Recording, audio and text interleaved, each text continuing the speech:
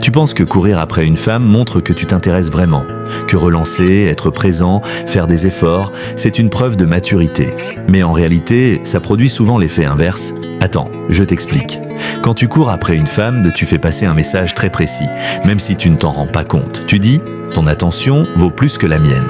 Et à partir de là, la dynamique est déséquilibrée. C'est comme une vente. Quand un vendeur insiste trop, rappelle sans cesse, baisse son prix avant même qu'on négocie, tu ne te dis pas qu'il est sérieux. Tu te dis que son produit manque de valeur. En séduction, c'est exactement pareil.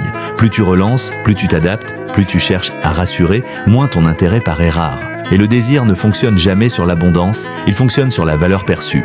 Ce n'est pas que la femme aime être ignorée, c'est qu'elle est attirée par un homme qui n'a pas besoin de courir pour exister.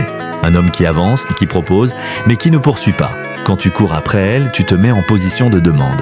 Et à partir du moment où tu demandes, tu ne choisis plus, tu espères. La vraie bascule se fait quand tu comprends une chose simple.